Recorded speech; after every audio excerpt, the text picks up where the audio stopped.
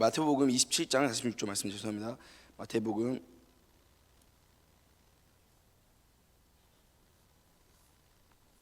다 같이 힘차게 선포합니다. 시작. 제9시쯤에 예수께서 크게 소리질러 이르시되 엘리 엘리 라마 사박다니 하시니 이는 곧 나의 하나님 나의 하나님 어찌하여 나를 버리셨나이까 하는 뜻이라. 아멘. 아멘 아멘 아멘.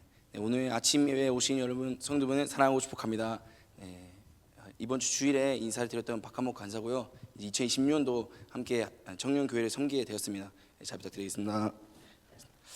네, 오늘 이제 이야기를 하나 이제 하고 본문의 말씀을 들어가고자 하는데요. 여러분 우리가 어릴 때 한번 생각해 보면 좋겠습니다. 갓난아이가 처음으로 하는 말이 여러분 뭔지 아시나요?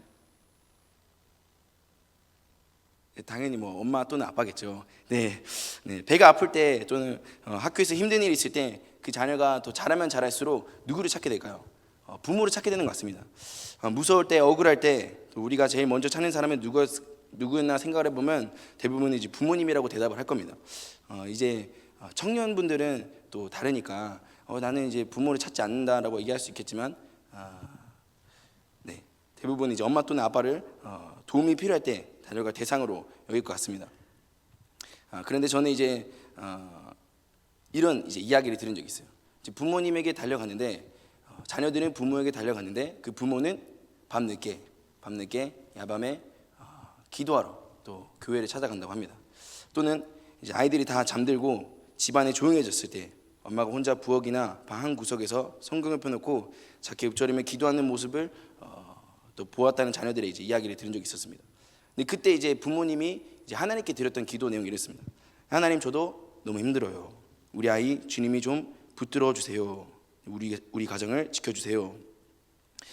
우리 아이에게는 엄마가 도움이 필요할 때 달려갈 사람이듯 엄마에게는 하나님이 도움이 필요할 때 달려갈 분인 것이죠. 왜 아이가 엄마에게 달려갈까요? 엄마가 듣고 응답하기 때문입니다. 왜 엄마는 또 하나님께 달려갔을까요? 하나님께서 듣고 응답하시기 때문입니다. 오늘 이제 함께 한 가지 이제 메시지를 나누고 싶습니다. 이 핵심 메시지라고 할 수 있는데요. 기도면 충분합니다. 그분이 듣고 계시기 때문입니다. 오늘 이제 설교 제목이 기도면 충분합니다 라는 제목으로 한번 나눴으면 좋겠습니다. 출애굽기 2장 23절부터 25절 말씀인데요. 한번 힘차게 선포했으면 좋겠습니다. 힘차게 선포합니다. 시작. 여러 해 후에 애굽 왕은 죽었고 이스라엘 자손은 고된 노동으로 말미암아 탄식하며 부르짖으니 그 고된 노동으로 말미암아 부르짖는 소리가 하나님께 상달된지라. 하나님이 그들의 고통 소리를 들으시고 하나님이 아브라함과 이삭과 야곱에게 세운 그 언약을 기억하사 하나님이 이스라엘 자손을 돌보셨고 하나님이 그들을 기억하셨더라. 아멘. 출애굽기 2장 24절 말씀만 한 번 더 힘차게 선포합니다. 출애굽기 2장 24절 말씀 시작. 하나님이 그들의 고통 소리를 들으시고 하나님이 아브라함과 이삭과 야곱에게 세운 그의 언약을 기억하사. 하나님께서 이스라엘 백성들의 고통 소리가 얼마나 큰지 부르짖는 소리가 하나님께 상달됐다고 했습니다. 이스라엘 백성들의 탄식 소리가 얼마나 큰지 부르짖는 소리가 하나님께 상달되었습니다. 하나님께서 그들의 부르짖음을 들으시고 그들을 구원하시기 위해 한 사람을 부르십니다. 그 부르심의 대상은 바로 모세입니다. 3장으로 넘어가면 하나님께서 부르짖는 이스라엘 백성들을 살리시고자 한 사람을 부르는데요. 모세를 부르시는 장면입니다. 이스라엘 백성을 구원하기 위해서 한 사람을 부르십니다. 출애굽기 3장 말씀도 힘차게 선포하도록 하겠습니다.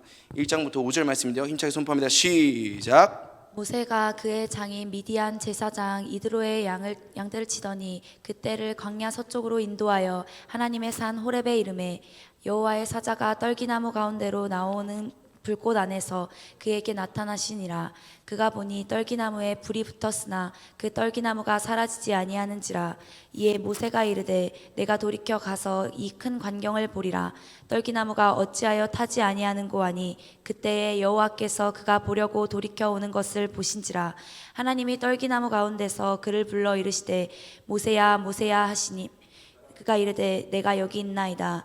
하나님이 이르시되 이리로 가까이 오지 말라. 내가 선 곳은 거룩한 땅이니 내 발에서 신을 벗으라. 아멘. 네, 출애굽기 3장 말씀 계속 말씀 본문 띄워주시고요. 3장 1절 말씀.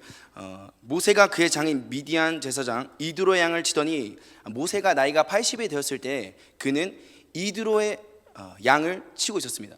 모세는 나이가 80이 됐으니까 어느 정도 나이가 다 됐고 그 정도 인생을 살아왔기 때문에 뭔가 업적을 이루었다고 볼 수 있겠지만, 본문 말씀을 보면 출애굽기 3장 1절에 이드로의 양이라고 명확하게 명시되어 있습니다.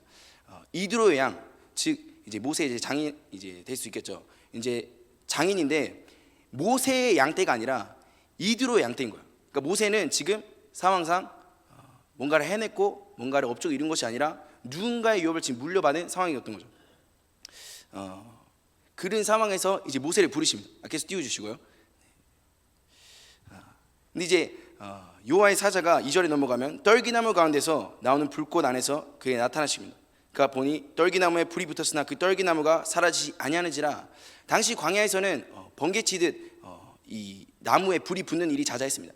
근데 이때 모세가 지나가는 와중에 불이 붙는데 불이 꺼지지 않습니다. 이제 모세가 심상치 않은 상황인 거죠.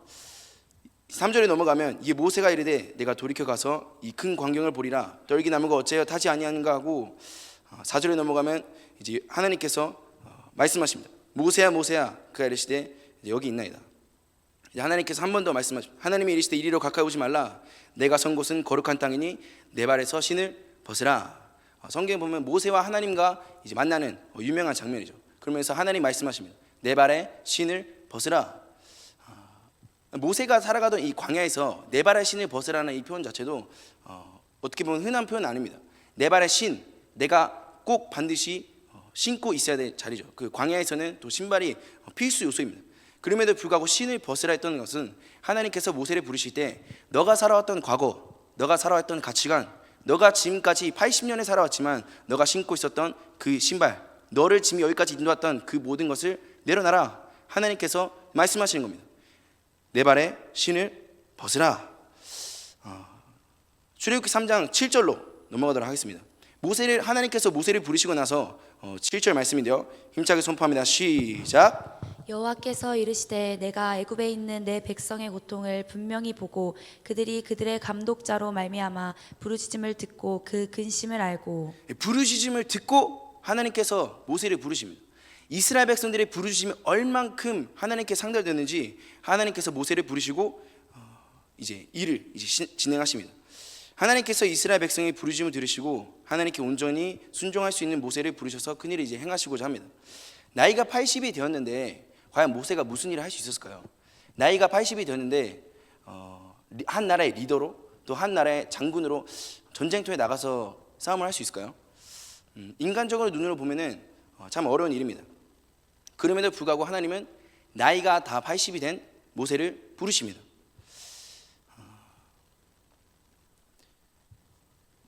이 말씀이 우리에게 주는 메시지가 이제 무엇이냐? 하나님이 우리의 부르짖음을 듣고 있다는 거예요.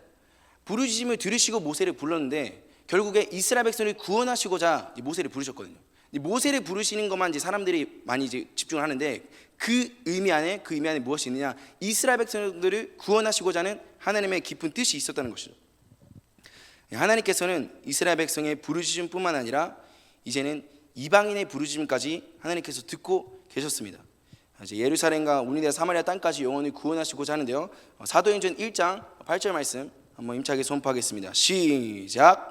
오직 성령이 너희에게 임하시면 너희가 권능을 받고 예루살렘과 온 유대와 사마리아와 땅 끝까지 이르러 내 증인이 되리라 하시니라. 네, 한 번 더 힘차게 선포합니다. 시작. 오직 성령이 너희에게 임하시면 너희가 권능을 받고 예루살렘과 온 유대와 사마리아와 땅 끝까지 이르러 내 증인이 되리라 하시니라. 네, 예수님이 승천하시기 직전에 제자들에게 마지막으로 하신 말씀입니다.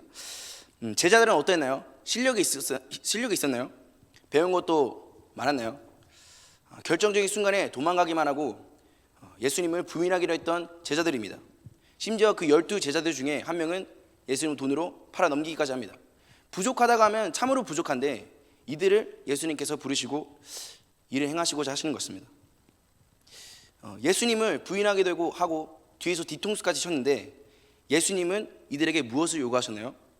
오직 성령이 너에게 임하실 때까지 기다려라. 기도하며 인내하라. 스펙을 쌓아라.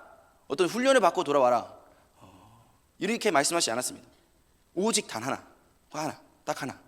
성령이 임하기까지, 권능을 받기까지 인내하며 기다리라.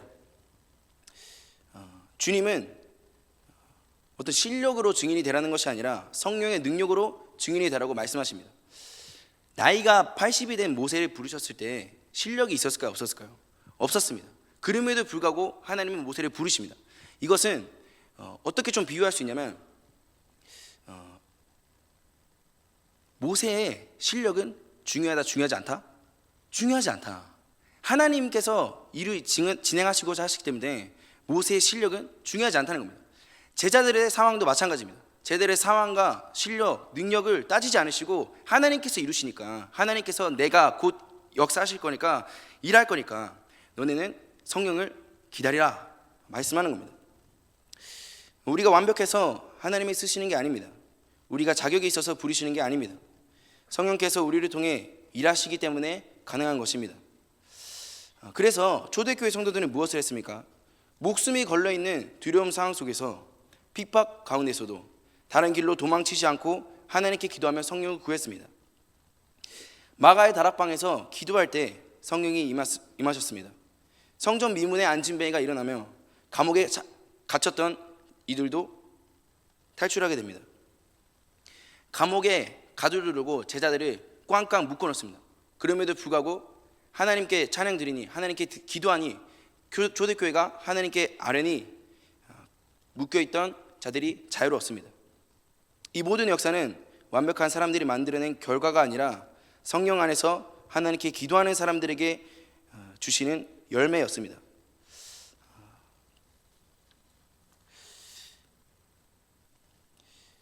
모세를 부르셨을 때 모세는 힘과 능력을 다 소진되어 있는 상황이었습니다. 나의 힘과 실력으로 영혼을 구원하는 것이 아니라 오직 성령의 일하심으로 말미암아 영혼이 구원받는다는 것입니다. 사도행전의 다른 말로 하면 기도행전이라고도 합니다. 성령의 강림하시는 역사, 바로 기도하는 순간부터 시작된 것이었습니다. 이제 모세를 하나님께서 부르셨고 이스라엘 백성들의 부르짖음을 하나님께서 들으시고 모세를 부르십니다. 이제 예루살렘과 오니라 사마리아 땅끝까지 이르러 하나님께서 이방인들의 부르짖음까지, 이방인을 구원하시고자까지 이제 제자들을 부르십니다. 이제 다음 단계로 넘어가도록 하겠습니다. 2000년 전 기도하는 자들을 통하여 성령의 충만함이 임했고 영혼 구원의 역사가 방방곳곳에서 이루어졌습니다. 안진뱅이가 일어나고 또 치유되고 또 회복되고 또 그 복음 행전이 쭉쭉쭉 땅끝까지, 한국 땅까지 복음이 넘어왔습니다. 명확한 것은 2000년 전 기도하는 사람을 통해서 역사가 일어났다는 사실입니다. 치유와 회복이 일어나며 안진뱅이가 일어나고 주님의 역사가 끊임이 없었습니다. 구원받는 백성들이 많아졌습니다. 하지만 오늘 한국교회를 바라보면 우리가 아프게 인정해야 할 부분들이 있습니다. 교회의 성장과 건물, 프로그램은 많은데 정작 성도들의 삶 안에서 기도의 불, 복음의 능력, 거룩한 눈물은 점점 약해지고 있지는 않는가? 기도면 충분한 공간에 이 교회 안에 다른 것들이 차지하고 있지 않는가? 예수님 시대에도 한번 돌아가 보도록 하겠습니다. 예수님 시대에도 비슷한 일이 있었습니다. 예수님이 예루살렘 성전에 들어가셨을 때 성전이 어떤 모습이었을까요? 하나님께 예배하는 집이 돈을 벌고 거래하는 장소가 되어버렸습니다. 예수님께서 분노하시며 말씀하시는 장면인데요, 요한복음 말씀 그리고 마가복음 말씀인데요, 힘차게 선포합니다. 시작. 유대인의 유월절이 가까운지라 예수께서 예루살렘으로 올라가셨더니 예수께서 성전에 들어가사 성전 안에서 매매하는 모든 사람들을 내쫓으시며 돈 바꾸는 상과 비둘기 파는 사람들의 의자를 둘러 엎으시고 그들에게 이르시되 기록된 바 내 집은 기도하는 집이라 일컬음을 받으리라 하였거늘 너희는 강도의 소굴을 만드는도다 하시니라. 13절에 보면은 그들에게 이르시되 기록된 바 내 집은 기도하는 집이다, 일컬음 받으리라 하였거늘 너희는 강도의 소굴로 만들었다, 명확하게 말씀합니다. 요한복음 말씀 보면은 유대인이 유월절이 가까웠기 때문에 예루살렘에 모두 다 예배를 드리러 옵니다. 그 뭐냐면 6월절에 예배를 드리죠. 뭐냐면 제사 물품이 필요한 거예요. 동물들, 가축들이 필요했던 상황입니다. 매매가 그 당시에 불필요한 요소가 아니었다는 거예요. 그 당시에 필요했던 거고, 그 당시에 해야 했던 일이었고, 그 당시에 그게 없으면 안 되는 일이었던 거예요. 근데 문제는 매매가 핵심이 되어버렸습니다. 돈의 오고 가고가 핵심이 되어버렸습니다. 성전에서 드려져야 될 기도의 향로가 꺼지고 이제는 돈의 거래가 왕래하게 됩니다. 있어야 될 자리에 있는 게 없어지고 다른 것들이 채워져 갑니다. 기도해야 될 자리에 다른 것들이 채워져 갑니다. 6월절로 제사를 드려야 하기에 합당한 일들이었습니다. 필요한 일들이었습니다. 필요하다고 여겨졌던 일들이었습니다. 그러나 예수님은 이 장면을 보시고 화내십니다. 그리고 겉으로는 종교 행사, 안으로는 하나님 없는 구조에 대해서 분노하셨습니다. 만민이 기도하는 집이라 했는데 지금은 더 이상 아니게 되었기 때문입니다. 하나님은 교회를 향해서, 성전을 향해서 분명 말씀하십니다. 내 집은 기도하는 집이야. 내 집은 기도하는 집이라. 오늘날 교회 안에 기도의 소리가 점점 줄어갑니다. 오늘날 교회 안에 아멘 소리가 줄어갑니다. 오늘날 교회 안에 찬양의 소리가 줄어듭니다. 오늘날 교회 안에 회심하는 소리가 줄어듭니다. 오늘날 교회 안에 예수님의 복음의 이야기가 줄어듭니다. 여러분, 영국의 교회는 이제 카페로, 클럽으로 전락되었습니다. 2000년 전에 있었던 일들이 오늘날에도 현실이 되고 있는 것입니다. 말 그대로 예수님께서 말씀하신 것처럼 강도의 소굴로 변해버렸던 것입니다. 여러분, 이것은 막아야 하는 것입니다. 더 이상 이런 일이 일어나지 않도록 우리가 막아내야 하는 것입니다. 기도하는 자리에 기도가 없을 때, 다른 것들로 채워질 때 분별하면서 우리가 나아가야 되는 것입니다. 여러분, 이것이 교회만의 상황이 아닙니다. 우리의 마음 상황도 동일합니다. 우리 마음 상황에, 우리 마음판에, 우리의 마음 심령 가운데 생명의 근원이 마음에서 나오는데, 이에서 나는데 이 안에 무엇이 담겨져 있는지 분별해야 됩니다. 이런 일이 일어나지 않도록 깨어 기도해야 합니다. 사랑하는 성도 여러분, 아이러니하게도 사도행전 1장 8절 띄워주시고요. 한번 다 같이 사도행전 1장 8절 선포하면 좋겠습니다. 시작. 오직 성령이 너희에게 임하시면 너희가 권능을 받고 예루살렘과 온 유대와 사마리아와 땅끝까지 이르러 내 증인이 되리라 하시니라. 아멘. 오직 성령이 너희에게 임하시면 그 전까지는 움직이지 말고 기도하면서 인내해야 돼. 하나님 예수님께서 분명 말씀하셨습니다. 너희는 가서 제자 삼으라. 이제 마가복음, 마태복음에서 분명 말씀하셨지만 그럼에도 불구하고 무엇보다 더 중요한 것, 성령을 기다려라. 분명 말씀하셨습니다. 그래서 초대교회는 무엇에 힘쓴다고요? 기도에 힘씁니다. 초대교회는 기도에 힘씁니다. 초대교회는 달리 할 수 있는 것이 없었습니다. 복음을 증거하기만 하면 잡혀가고, 복음을, 예수님 이야기를 꺼내기만 하면 핍박과 고난이 다가왔기 때문이죠. 성도들은 기도를 할 수밖에 없었습니다. 초대교회는 다른 어떤 행사와 프로그램을 하지 않았습니다. 오로지 기도하기로 집중했습니다. 왜냐하면 기도가 답이기 때문이었습니다. 우리의 부르짖음, 그리고 우리의 기도를 들으시고 역사하는 분이 계시기 때문입니다. 기적을 경험하는 방법이 무엇이냐? 바로 기도인 것입니다. 상황과 환경을 역전하는 방법이 무엇이냐? 바로 기도인 것입니다. 치유와 회복을 경험하는 방법이 무엇이냐? 바로 기도인 것입니다. 주님이 살아 역사하심을 경험하는 방법이 바로 기도인 것입니다. 선교를 감당하는 방법, 어떠한 행동과 또 물질, 그리고 전략이 아니라 바로 기도였던 것입니다. 닫힌 문이 열리는 방법, 감옥에 갇혔던 베드로와 그리고 제자들이 풀려났던 그 기적이 어디서 일어났느냐? 바로 기도의 자리에서 일어났던 것입니다. 초대교회가 기도했을 때 그러한 일들이 일어났습니다. 부흥을 보는 방법, 여러분, 국교가, 나라가 뒤집어지는 일이 일어납니다. 예수님을 핍박하던 나라에서 나라가 뒤집어지는 역사가 일어납니다. 우리나라에는, 우리 대한민국에는 교회가 없었는데 교회가 세워지는 주의 역사가 일어납니다. 이것이 바로 어떤 이유로 일어났을까요? 전략으로, 그리고 실력으로? 아닙니다. 바로 하나님께서 우리의 기도를 들으시고 역사하신 줄 믿습니다. 교회가 살아나는 방법, 교회가 다시 살아나는 방법, 바로 기도하는 것입니다.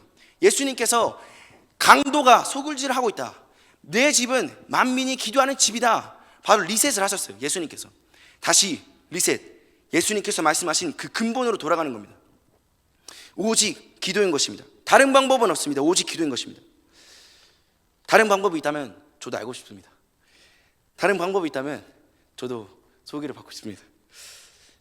하나님이 이르기에 더 그런 것 같습니다. 주님의 이르기에, 하나님의 전이기에 더욱더 그런 것 같습니다. 주님이 일하십니다. 할렐루야. 하나님께서 기도하는 사람들 통하여 역사하십니다. 또한 무엇보다도 넉넉하게 일하십니다. 우리의 기도하는 것보다 더욱더 크게 역사하십니다. 승리가 우리 바로 눈앞에 있습니다. 그렇다면 우리가 무엇을 놓고 기도해야 할까요? 여러분, 기도하지 않으면 안 되는 기도 제목이 여러분 무엇일까요? 이제 제가 최근까지 고등부에 있었으니까 고등부 학생의 간증을 제가 가지고 왔어요. 수련회 때 간증문인데요. 함께 읽으면 한번 읽어보도록 하겠습니다. 시작. 고등학교에 올라가며 맞이한 수련회에서는 그동안 겪었던 것과 다른 하나님과의 만남이었다. 수련회 날 밤 기도가 유독 안 되어서 답답했었다. 그때 목사님의 말씀이 들려왔다. 기도가 안 되는 사람들은 십자가 앞으로 가세요. 나는 잠깐 망설였다. 왜냐면 친구들은 계속 제자리에 있었기 때문에 그때엔 섣불리 나가기가 애매했다. 바로 그때 마음속에서 하나님이 주신 말씀인 건지 뭔지는 모르겠지만 세연아 저기로 가보거라 라고 하셨다. 그래서 바로 일어나서 십자가 앞에 무릎을 꿇었다. 그러고 큰 십자가를 잡고 울부짖으며 기도를 했다. 아마 회개를 가장 많이 했던 것 같다.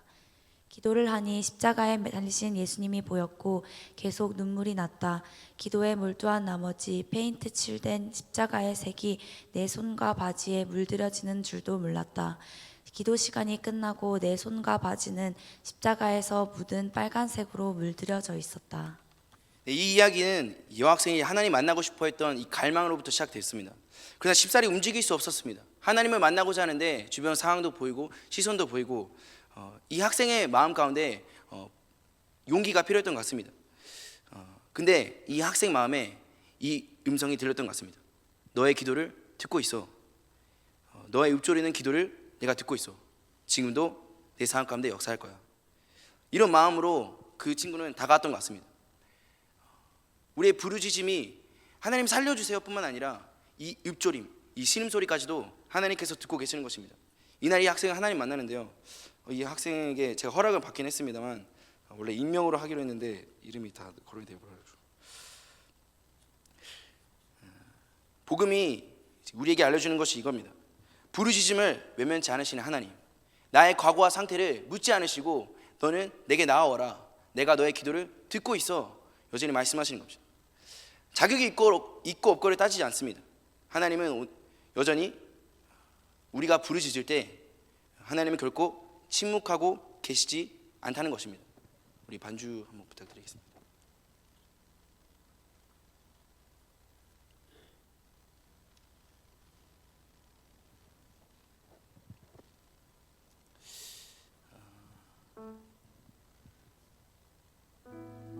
다시 한번.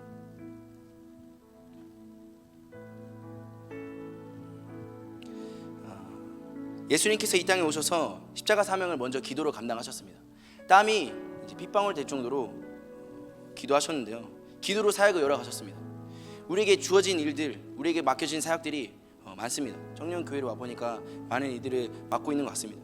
예수님께서 많은 일들을 하실 수 있고 많은 일들을 감당하실 수 있는데 기도로 사역을 열어가셨습니다. 겟세마네 동산에서 땀이 핏방울이 될 정도로 강력하게 기도하시면서 아버지의 뜻을 구했습니다. 오늘날 자신의 원과 유익을 구하는 기도가 아니라 하나님의 뜻을 구하는 차원이 다른 기도였습니다. 아버지의 뜻을 구하는 기도였습니다. 그리고 마침내 십자가에 달리신 예수님께서 세심에 큰 소리로 부르짖어 말씀하십니다. 마태복음 말씀인데요, 엘리 엘리 라마 사막다니, 나의 하나님 어찌하여 나를 버리셨나이까. 기도로 사역을 감당하셨음에도 불구하고 예수님께서 육신의 고통으로 인해서 힘들어하셨던 말이에요. 하나님 나의 하나님, 왜 나를 이렇게 힘들게 하시는 거죠? 왜 나를 이렇게까지 고통스럽게 하시는 거죠? 하나님, 왜 나를 이렇게까지 몰아가시는 거죠? 나 분명 기도했는데, 나 분명 하나님께 도움을 구했는데. 겉으로 보면 하나님이 예수님의 기도를 외면하신 것처럼 보입니다. 하지만 실제로는 어땠습니까? 예수님의 그 기도는 부활이라는 가장 강력한 응답으로 돌아왔습니다. 예수님의 피는 땅에 떨어져 끝나버린 피가 아니라 죽음을 이기고 다시 살아나는 부흥의 역사로 시작한 피였습니다. 십자가는 기도가 거절된 자리가 아니라 기도가 가장 깊이 응답된 자리였습니다. 그리고 그 부활의 능력이 오늘 우리에게도 이렇게 말합니다. 너의 기도, 우리의 기도, 우리의 눈물, 신음도 결코 헛되지 않아. 내가 다 듣고 있어.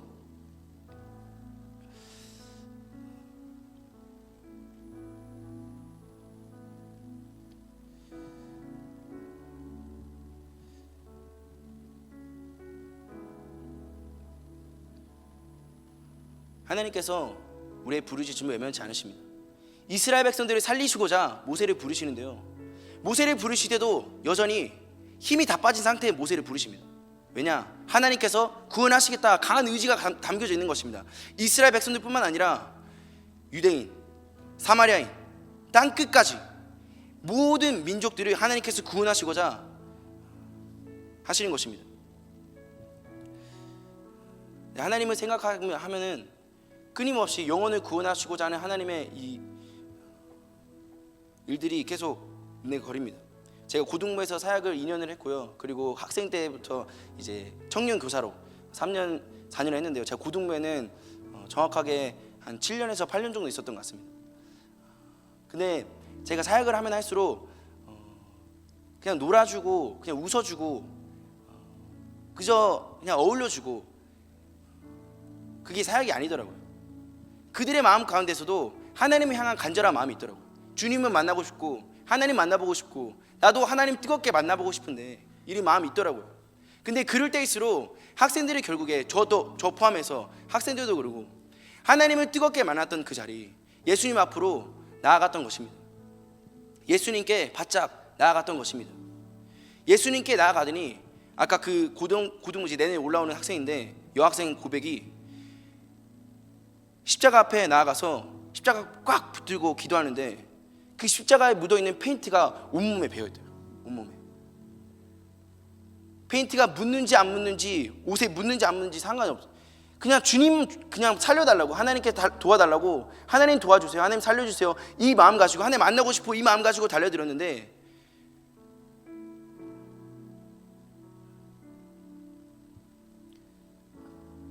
그리고 이 페인트가 쉽게 지워질 것 같습니까? 하나님 품으로 나아갔던, 주님께 용서를 구했던 하나님의 보혈을 덧입었는데 이 보혈이 쉽게 지워질 것 같습니까? 하나님은 오늘도 여전히 한 영혼을 구원하시고자 하십니다. 하나님은 여전히 오늘도 천하보다 귀한 영혼이 주님 품으로 돌아올 수 있도록 오늘도 여전히 일하십니다.